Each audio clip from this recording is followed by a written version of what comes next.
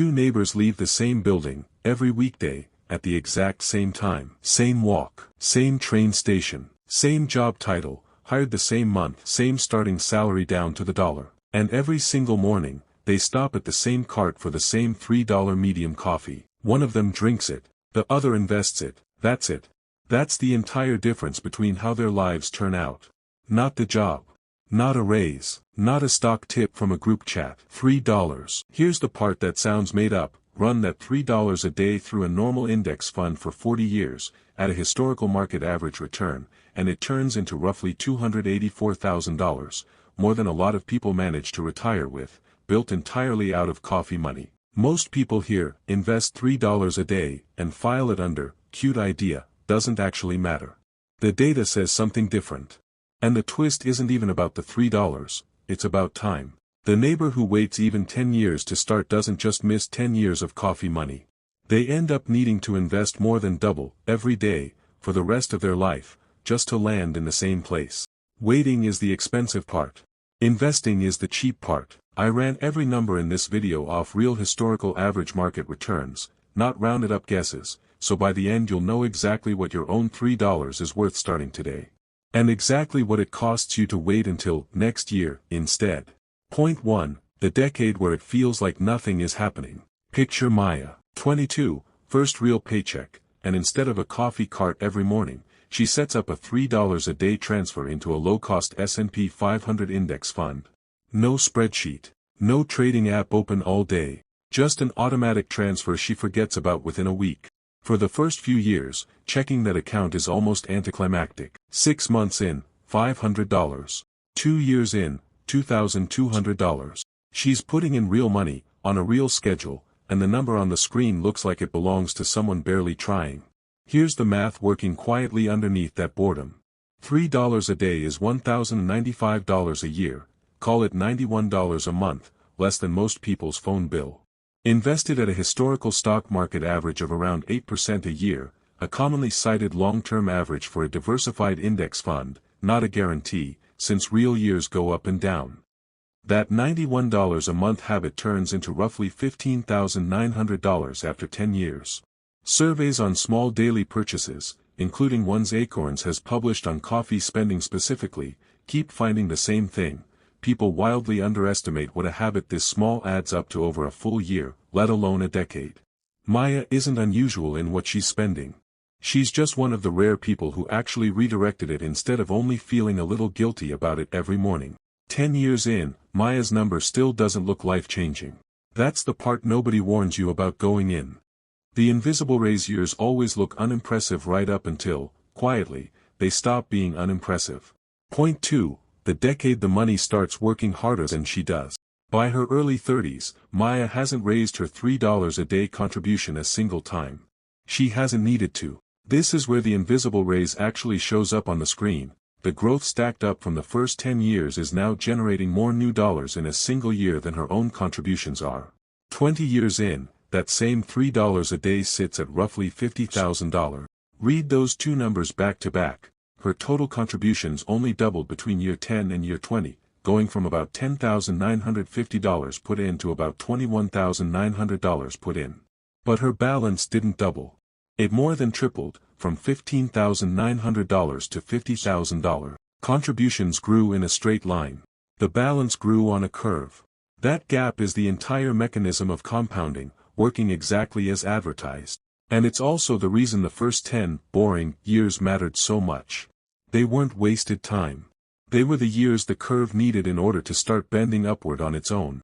Point 3, the neighbor who waited, and what waiting actually cost.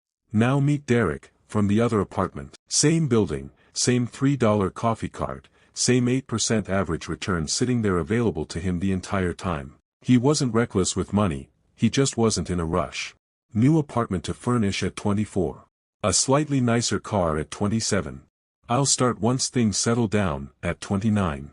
By the time he actually opened an investing account and redirected his own coffee money, he was 32, exactly 10 years behind Maya. Here's the uncomfortable part. Derek then does everything right, for a long time. He invests his $3 a day for the next 30 years straight, no gaps, no skipped months, all the way to age 62.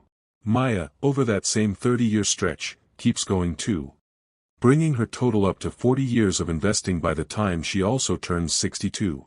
Let that land for a second. Derek put in 3 full decades of consistent effort. Maya's total balance at 62, roughly $284,000. Derek's, after his own solid 30 years, roughly $124,000. Less than half, off the exact same $3 a day habit, the exact same market, the exact same discipline once he started. The difference isn't effort. Derek didn't skip contributions or make worse choices along the way. The only difference is the 10 years his money never got the chance to compound at all, 10 years the invisible rays never got to start working on his behalf. This is time dead in real numbers. To actually catch up to Maya's $284,000 by 62, Derek's 30 years of contributions would have needed to be close to $6.86 a day, more than double his original $3, just to land in the exact same spot she reached without ever increasing her own contribution once. 10 years of waiting didn't cost Derek 10 years of coffee money. It cost him a permanently more expensive version of the same finish line. If this is the part that's changing how you think about the "I'll start once things settle down" plan, that's exactly the moment to hit subscribe. The next video breaks down how to find your own $3 without touching a single line of your actual budget. Point 4. What that number actually buys, in a real life. $284,000 isn't just a number sitting in a spreadsheet cell. In a lot of the country, that's close to a full house down payment, or several years of a mortgage handled outright. It's the gap between retiring on Social Security alone and retiring with an actual cushion underneath it. It's a kid's college years covered without a loan officer ever entering the conversation. None of that came from a raise, a side hustle, or a lucky stock pick. It came from one coffee habit, redirected before it ever hit a bank account, left alone for 4 decades. And this isn't only Maya's story. Whatever your version of the $3 is. A subscription you forgot you had, a delivery fee, a coffee order, the same math is sitting there, waiting on you specifically, right now, to decide which decade it starts compounding in. Go back to that morning walk to the train. Same building, same coffee cart, same $3 changing hands. Except now you can actually see what's happening at that counter. One person is buying 5 minutes of caffeine, and the other is buying a slightly larger slice of their own future, one invisible raise at a time. Same street. Same cart.